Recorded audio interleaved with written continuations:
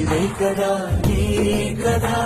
ముగింపు లేనిదై సదా సాగదా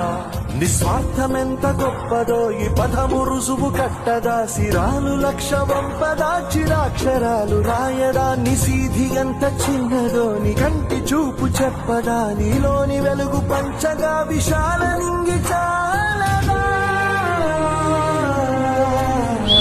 మనుష్యులందు నీ కథా మహర్షిలాగా సాగదా మనుష్యులందు నీ కథా మహర్షిలాగా సాగదా